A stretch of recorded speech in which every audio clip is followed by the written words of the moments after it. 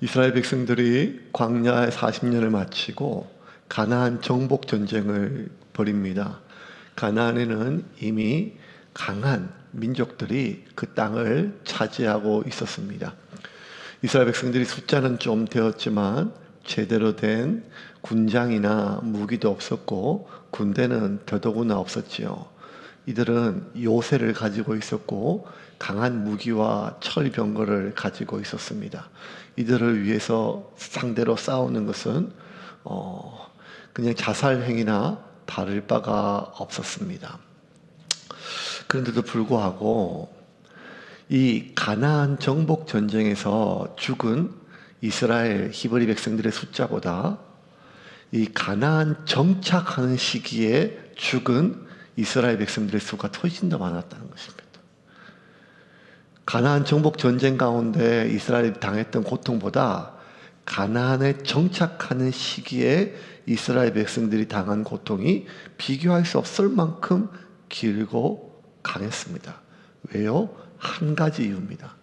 그것은 하나님께서 다 없애버리라, 다 제거하라고 했던 민족들을 그들이 남겨두었기 때문입니다.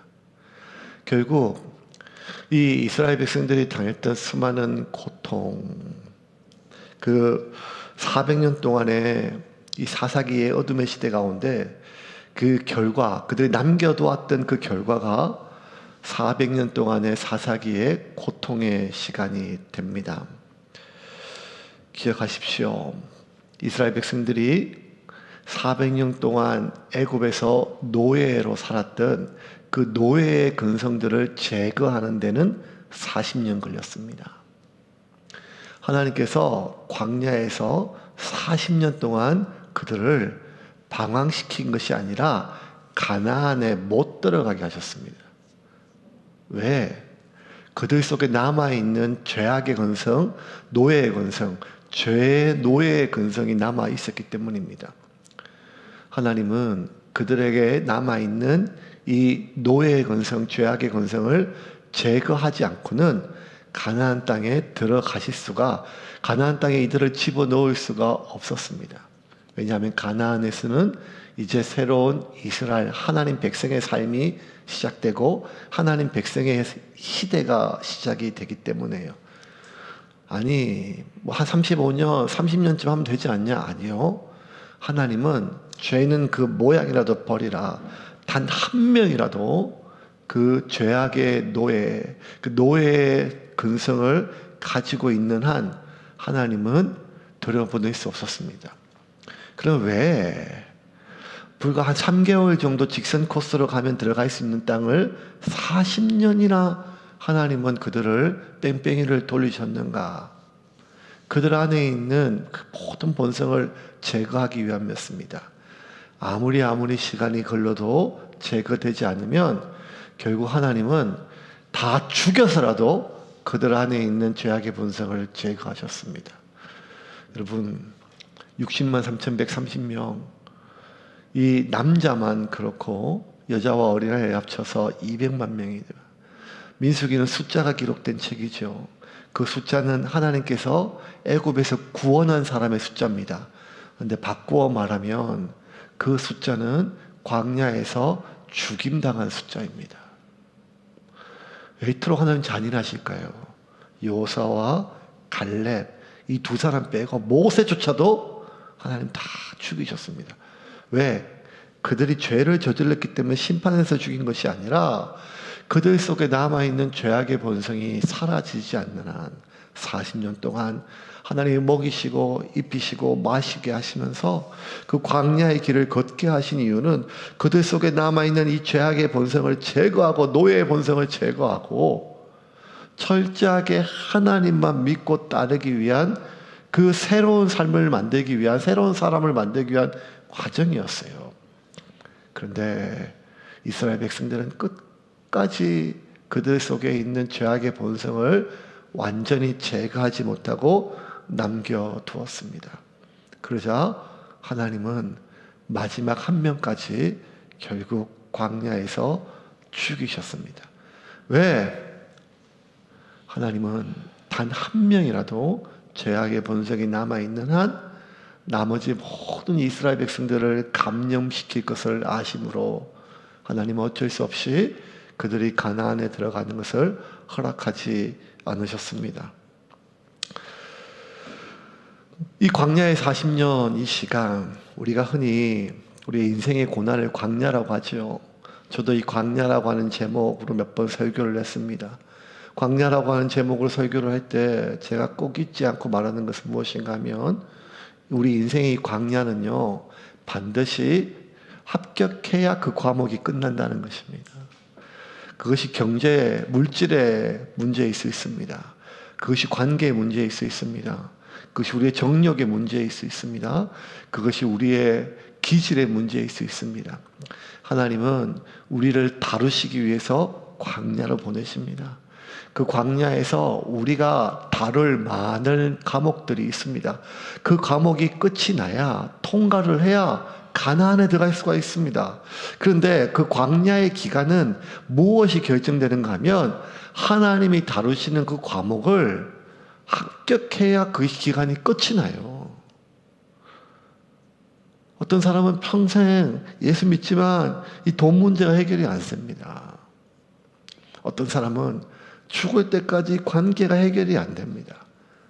어떤 사람은 자신의 정력의 문제가 해결되지 않습니다. 예수 믿어도, 예배를 드려도, 하나님의 사역을 감당해도 여전히 아무도 모르는 자신만의 이 문제 때문에 고통당하게 됩니다. 그 광야의 기간은 언제 끝나는가 하면 그 과목을 합격해야 끝나는 것입니다. 그러므로 어쩔 수 없다면 최대한 빨리 이 과목을 끝내야 됩니다. 우리 강세현 전사님이 직장생활에서 돈을 잘 벌고 있었어요. 돈을 많이 벌었었어요. 그러다가 신학교를 간다고 했을 때 괜찮겠냐, 각오한 일이죠. 그래서 어쨌든 신학교에 갔죠. 신학교에 가서 이제 신학대학을 갔는데 교회에서 이 파트타임 전도사 사례가 뭐 얼마 됩니까? 100만 원이잖아요. 그걸 어떻게 이 내 식구가 살아갈 수가 있겠어요? 이든이가 엄청 먹거든요. 이든이. 큰 거 보세요, 이든이. 보통 먹는 게 아니에요. 중간에 이제 너무너무 힘들고 아내한테만 애들 맡기고 한다니까 얼마나 또 미안하고 그랬겠어요. 중간에 찾아왔어요. 목사님, 1년만 좀 돈을 벌어야겠습니다. 너무너무 이렇게 안 되겠습니다. 그때가 1학년인가 1학년 마쳤을 때 1학년 맞춰. 아직 2년이 더 남았거든요. 그때 제가 해준 말이 이 말이에요. 세연아, 결국에는 3학년까지 끝나야 졸업이 돼. 이 광야는 최대한 빨리 지나가는 게 답이다. 그 기간이 길어지면 길어질수록 고통이라는 거예요. 중간에 우리가 너무 힘드니까 하나님 여기까지요. 좀 쉬었다 할게요. 뭐 그럴 수만 있으면 좋지요. 그런데 그게 쉬는 게 아닙니다. 쉰다고 없어지는 게 아닙니다. 광야에 하나님께서 우리를 다루실 때는요. 하나님은 철저하세요. 마지막 남김이라도 있을 때 하나님 통과를 안 시켜주세요. 그때는 방법이 뭔가 하면 최대한 빨리 지나가는 겁니다. 어떻게? 결국 내가 겪어야 될 과제라면 우리가 이 문제를 철저하게 하나님 앞에 온전히 내려놓고 하나님께 맡기기 전까지는 하나님 통과시켜 주지가 않습니다. 그래서 여러분, 모든 것이 부족했던 아무것도 없던 광야에 그 시간은 40년 만에 끝났지만 모든 것이 풍성했던 이 가나안 땅, 젖도 풍성하고 꿀도 풍성하고 모든 것이 풍성했던 가나안 땅에서 이들의 죄악을 끝내는 데는요 400년이 걸렸어요. 왜요? 하나 때문이에요. 하나님이 정복전쟁 끝낼 당시에 단 한 민족도 남김없이 제거하라고 했는데 이스라엘 백성들이 하나님 1년만 쉬었다 할게요. 하나님 1년만 쉬었다 할게요 하는 것처럼 남겨두었던 그 족속들이 결국 400년 동안 히브리 민족들이 죽고 죽고 또 죽고 죽고 죽임당하는 이스라엘 역사상 가장 고통스러운 시간을 보냈습니다. 이유는 하나밖에 없습니다. 죄는 그 모양이라도 버리라 라고 하셨던 그 말씀을 순종하지 않고 남겨뒀기 때문입니다. 어떻게 보면 이스라엘 백성이 남겨두는 걸 보면 어떨 때는 하나님께서 강제로도 제거하시는데, 그러면 좀 관점을 바꿔서 하나님은 이 끝이 어떻게 되는지를 아시거든요. 그런데 왜 이스라엘 백성들이 때로는 그들의 전차가 겁이 나서, 그들의 산지가 너무 높아서, 그들의 요새가 너무 강해서, 때로는 너무 피곤해서 진절머리가 나서 이제는 더 이상 내가 이렇게까지 내가 욕먹으면서 이 하나님 일을 하고 싶지 않다라고 하는 여러 가지 이유가 있겠지만, 그럼에도 불구하고 이런저런 이유로 그들을 남겨두었을 때 하나님은 그 끝을 아시잖아요. 그러면 저처럼 안 돼, 빨리 통과해야 돼, 이런 것처럼 하나님께서 이스라엘의 귀를 끌고서라도, 목을 끌고서라도 이거 제거해야 돼, 안 그러면 다 죽어, 강제로 그렇게 하지 않으시고, 왜 그들이 남겨두는 것을 허용하셨을까요? 사사기 2장 20절과 21절 같이 읽겠습니다. 여호와께서 이스라엘에게 진노하여 이르시되 이 백성이 내가 그들의 조상들에게 명령한 언약을 어기고 나의 목소리를 순종하지 아니하였은즉 나도 여호수아가 죽을 때에 남겨둔 이방 민족들을 다시는 그들 앞에서 하나도 쫓아내지 아니하리니. 하나님께서 나도 그러면 나도 쫓아내지 않겠다 허용하신 거예요. 왜? 두 가지가 있어요. 첫 번째는 뭔가 하면, 너희들이 지금 아무리 40년 동안 광야에서 단련되었고 다 죽고 새로운 세대가 태어나서 너희가 여호수아의 정복 전쟁을 통해서 나의 능력을 보았고 하나님의 나를 믿고 따르고 여기까지 왔지만, 그럼에도 불구하고 너희들의 본성은, 너희들의 옛사람은 언제든지 틈만 생기면 다시 죄악으로 옛사람의 본성으로 돌아감을 확인시켜 주기 위함이었습니다. 사사기 2장 19절 말씀, 우리 메시지 버전 한번 읽겠습니다. 그러나 사사가 죽고 나면 백성은 곧바로 옛날 방식으로 돌아가 조상보다 더 악하게 다른 신들을 쫓고 섬기고 예배했다. 고집센 노새처럼 그들은 악한 행실을 놓으려 하지 않았다. 곧바로, 언제? 사사.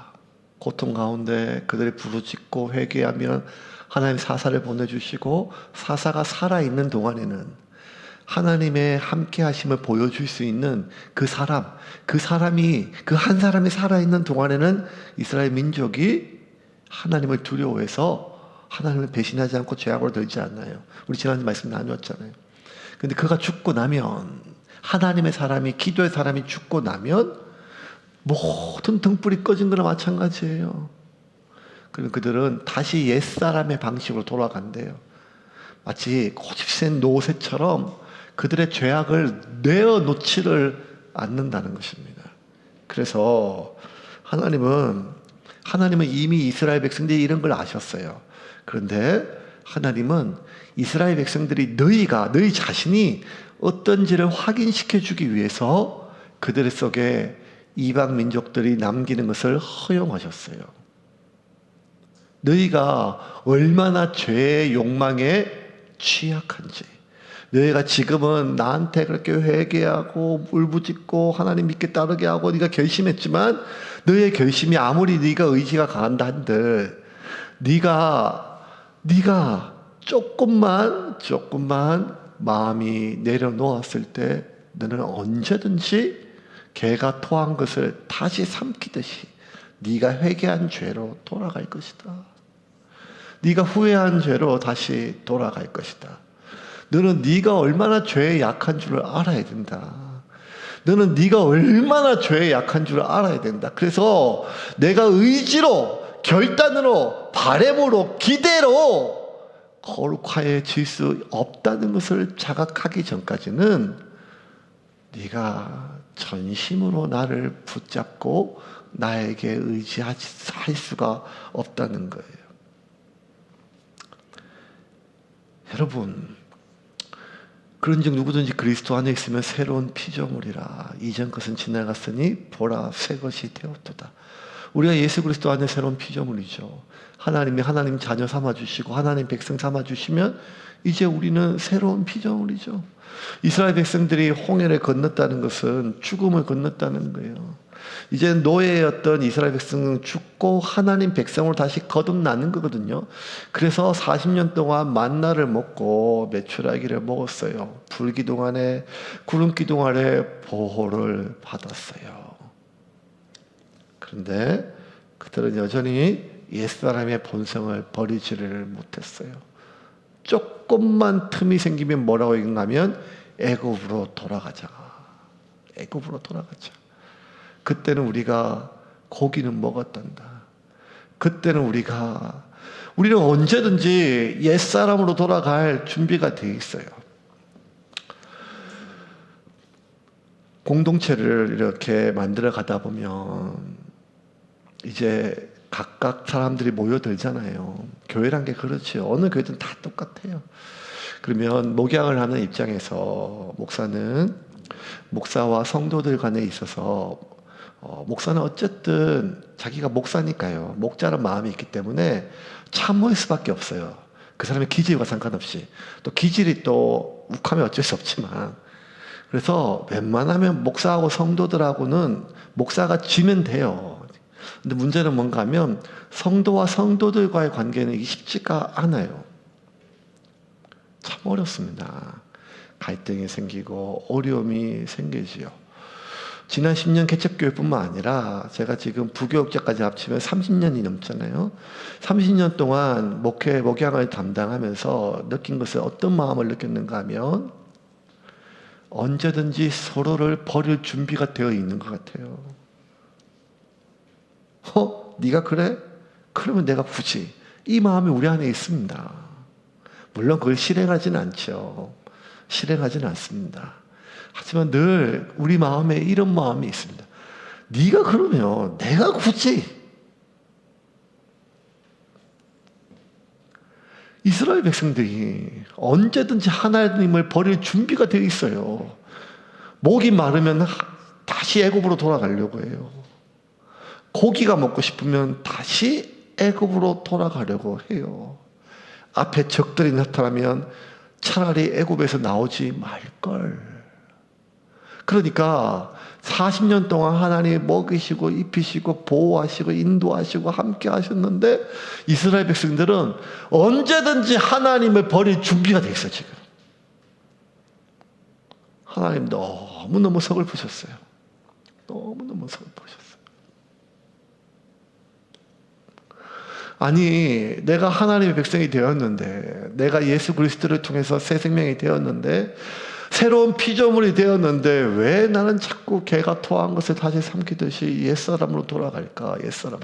그러면 내가 구원받은 것은 가짜인가? 하나님이 나를 하나님 자녀 삼아주신 것은 나의 착각인가?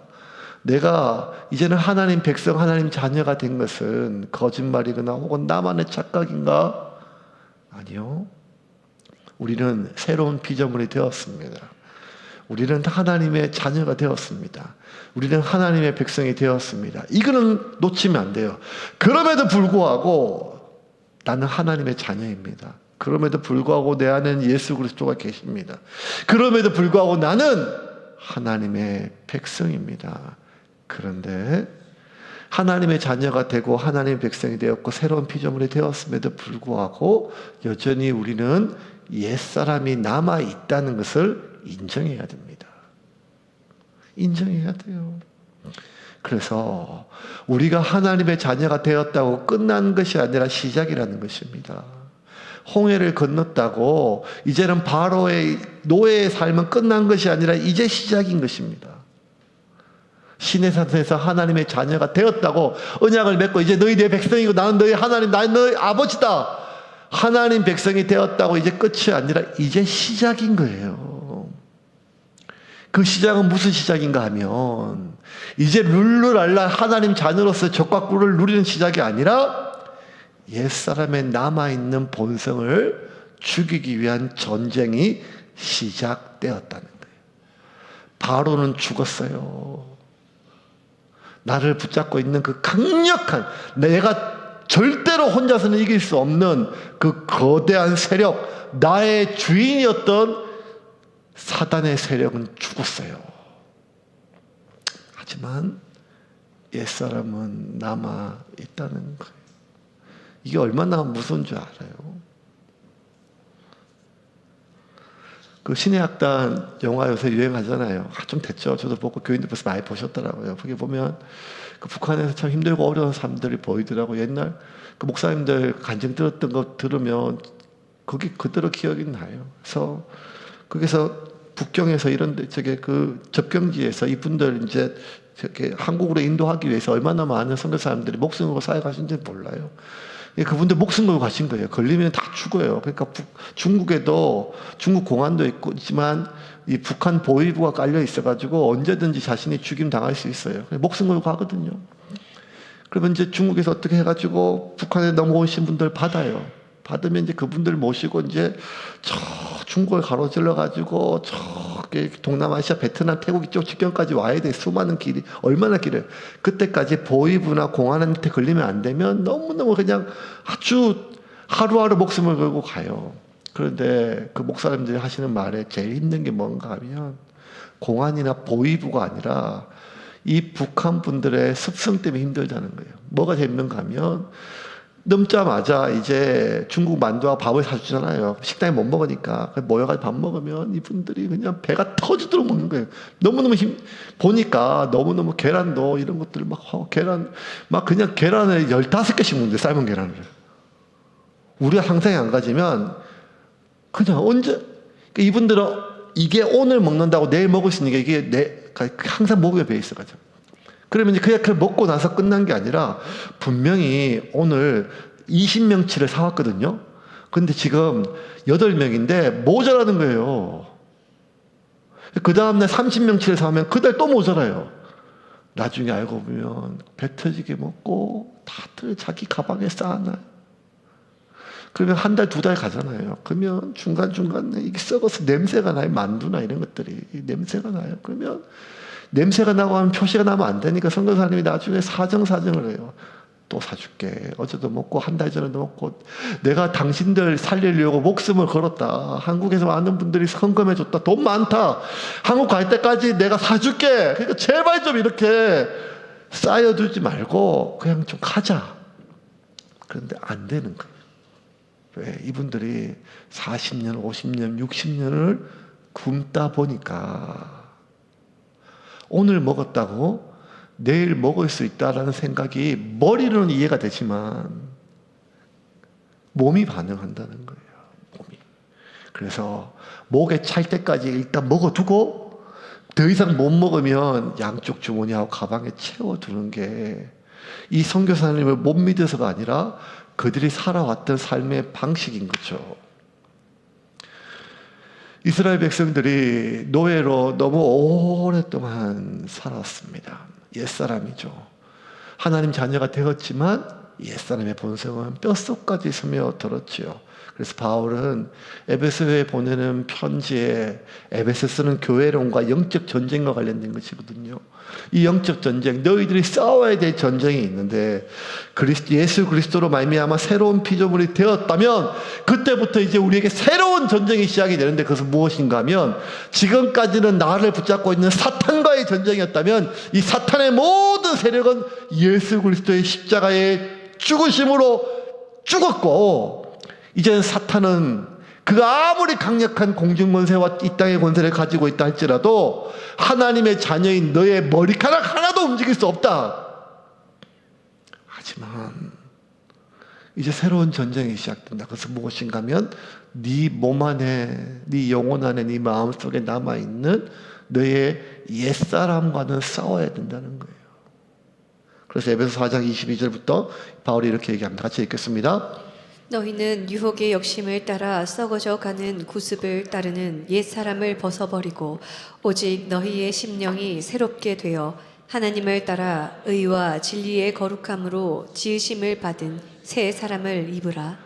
유혹의 욕심을 따르는 욕망을 따르는 썩어져 가는 옛 습관을 따르는 옛 사람을 벗어버리고 오직 너희의 심령이 새롭게 되어 하나님을 따라 의와 진리와 거룩함으로 지으심을 받은 새 사람을 날마다 입으라는 거예요.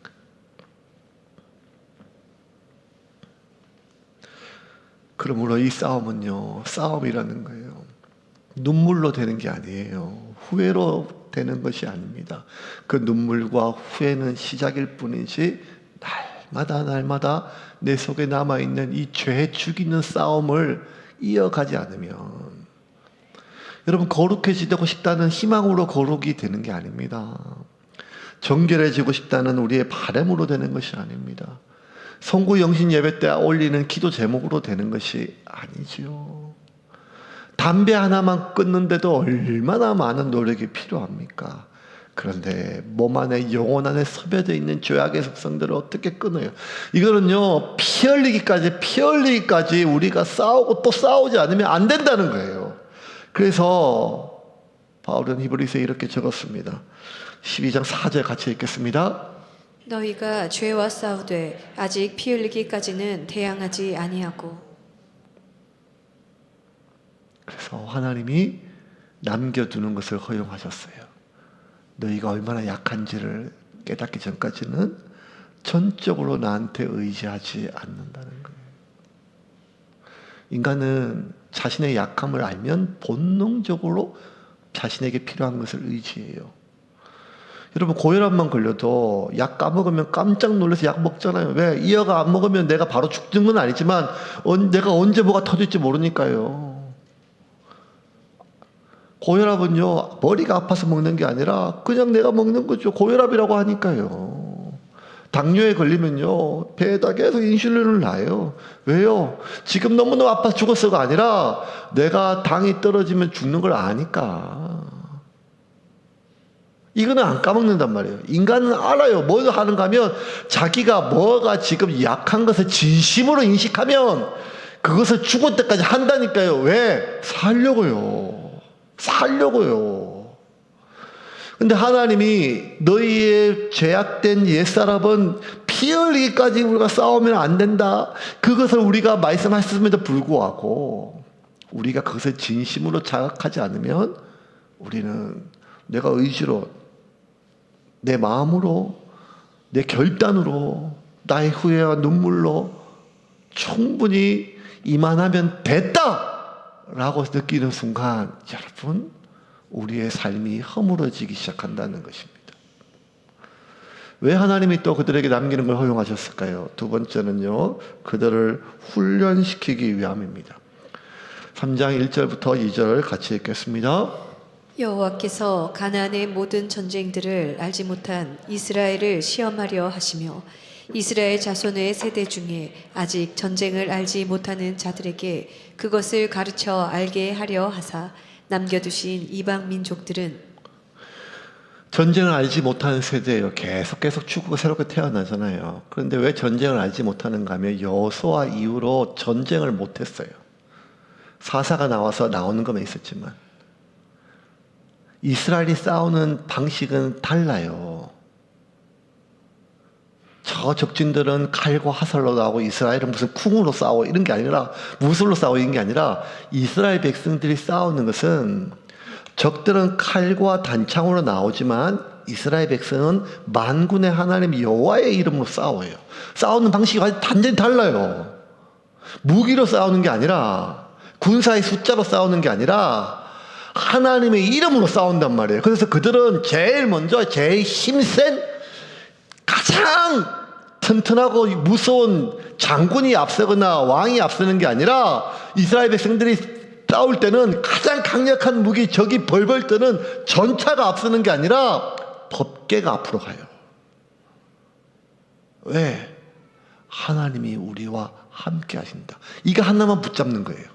그러니까 지금까지 세상에서 싸우는 모든 방식과 완전히 다른 거예요. 몇 명이냐? 너 얼마 있어? 우리가 싸우는 방식은 너 얼마 있어? 그걸로 되겠어? 그런데 이 하나님 백성의 싸움의 방식은 얼마 있어야 이게 아니라는 거예요. 여호와와 함께 가시는 거예요. 하나님과 함께 싸우는 법을 배우지 못하면 백전백패라는 거예요. 그래서 전쟁을 알지 못하는 세대가 하나님이 앞서 하나님이 우리와 함께 하나님과 함께 싸우는 전쟁의 방식을 배우지 못한 세대가 그들의 인생의 전쟁에서 어떻게 이겨요? 너 얼마 있어? 없는데 얼마? 이걸 어떻게 살아 앞으로?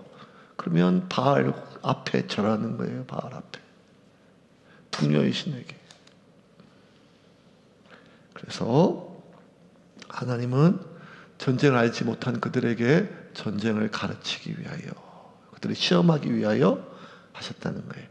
여기서 시험이라고 하는 단어가 나와요. 이 시험은요, 사용하는 존재에 따라서 뜻이 완전히 바뀌어요. 하나님이 이 시험을 뜻할 때는요, 테스트라고 하는 뜻이에요. 그들이 이 과정을 훈련하기 위해서.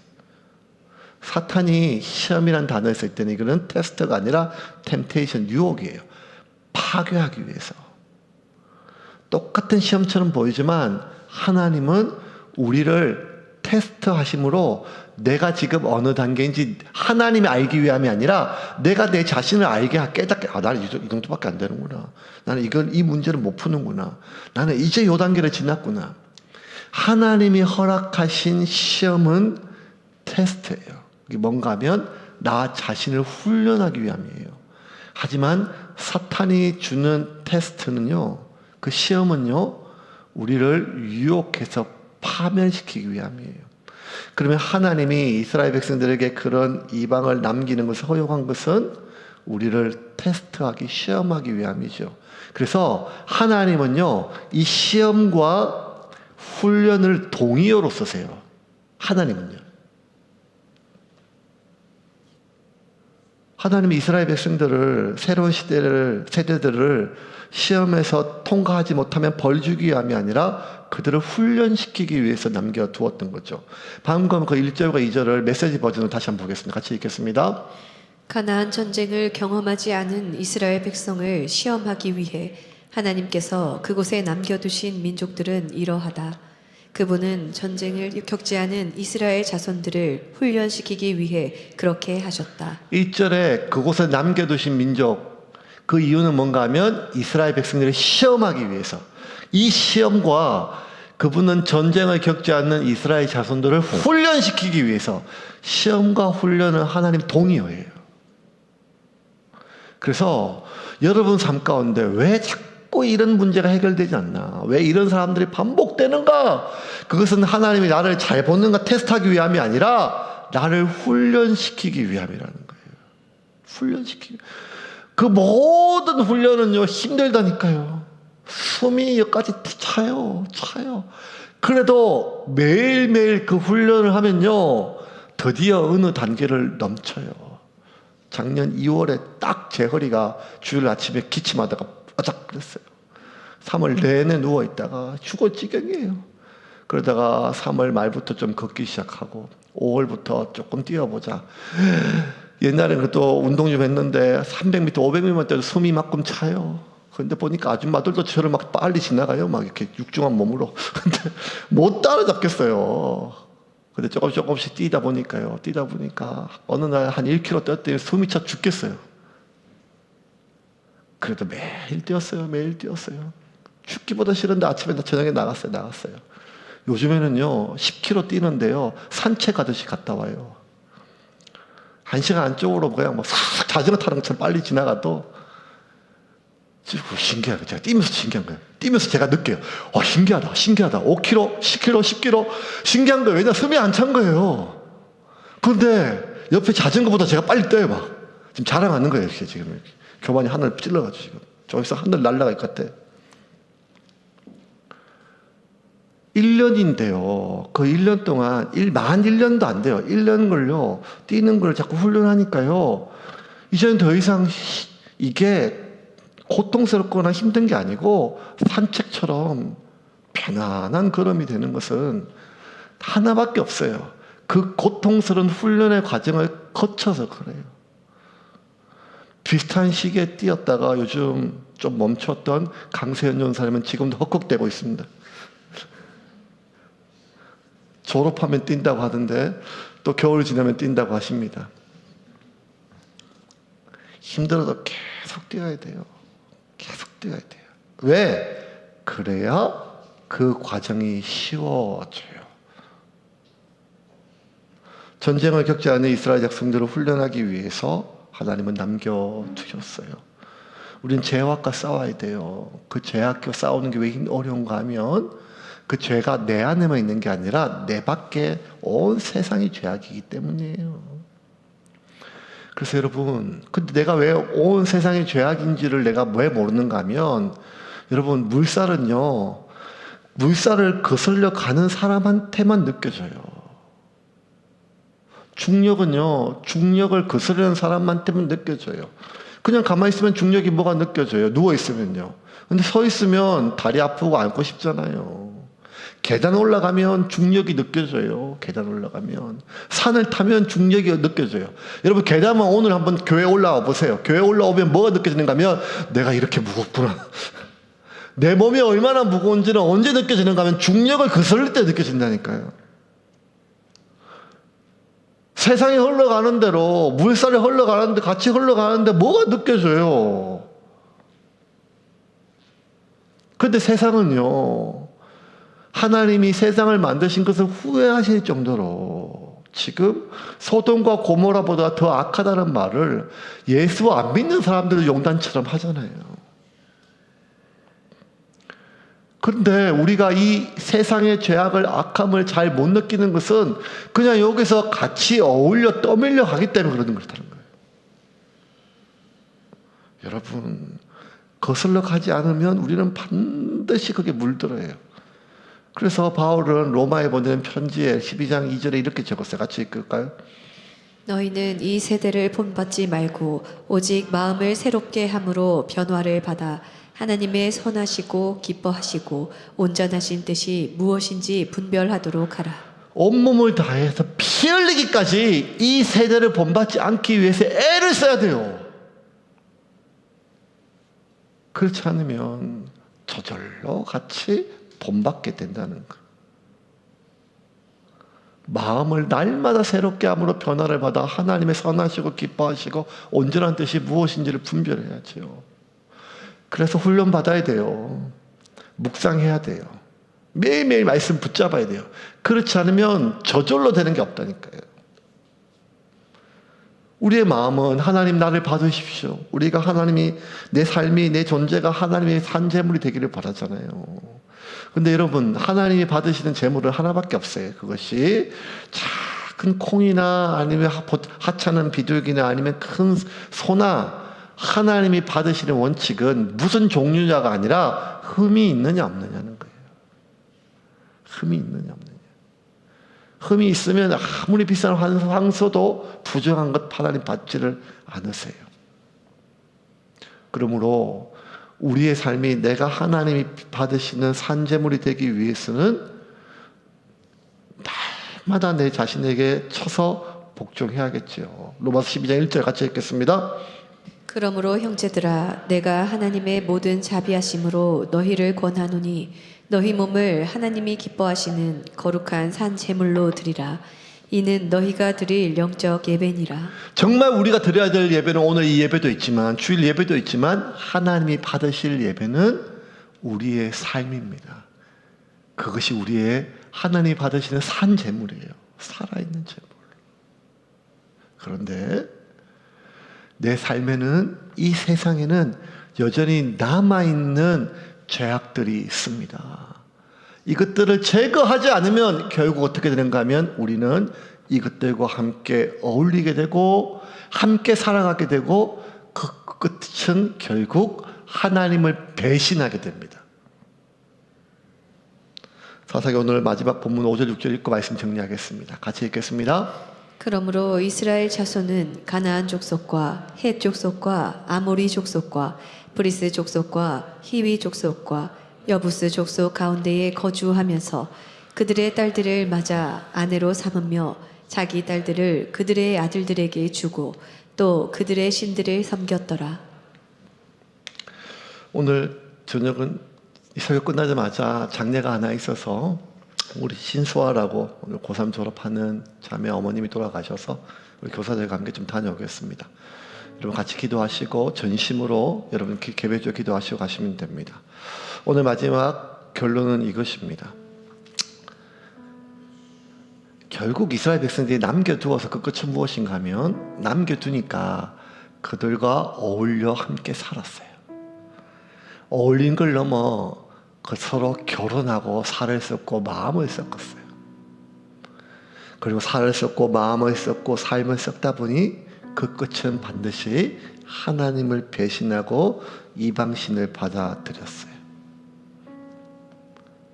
이스라엘이 어떻게 망했습니까? 돌 위에 돌 하나도 남지 않고 왜 성전이 다 무너졌습니까? 우리가 11개 끝을 보잖아요. 마지막이 되면요, 하나님의 성전 안에 바알 신상과 아세라의 신상이 같이 있었어요. 이걸 하나님이 어떻게 견뎌요? 근데 하나님만 그런 게 아니라, 이스라엘 백성만 그런 게 아니라, 너희는 하나님의 거룩한 성전이다. 우리 몸이, 우리의 삶이 내가 하나님의 거룩한 성전인데, 내가 하나님의 성전인데 내 안에 지금 바알의 신상이 있지 않아요. 내 안에 그 음란한 아세라가 있지 않아요. 우리는 하나님을 내 입으로 찬양하면서 내 속에 있는 욕망을 또 쫓아가지 않아요. 하나님이 내 삶의 주인이시고 나의 인도자시고 보호자시라고 하면서 내 속에 또 다른 바알의 인도자를 두고 있지 않아요.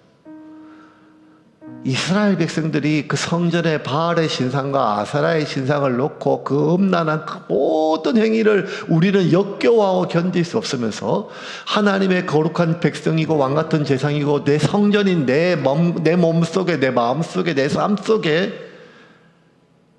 우리가 남겨두었던 그 죄악들을 우리는 피 흘리기까지 싸워야 우리가 이 전쟁이 끝나지 않겠습니까? 여러분, 하나님의 전쟁은 끝나지 않았습니다.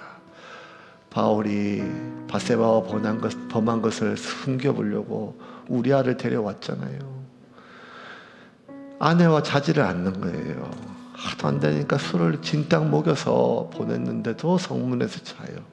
지 죽을 줄도 모르고 불러서 너 왜 그랬느냐, 피곤한데 집에 가지, 아내랑 자지. 그때 우리아가 뭐라고 했는가 하면, 왕이시여, 여호와의 전쟁은 아직 끝나지 아니하였고 하나님의 법궤는 전쟁터에 있는데 내가 어찌 편하게 침상에 가 즐기고 쉬리요.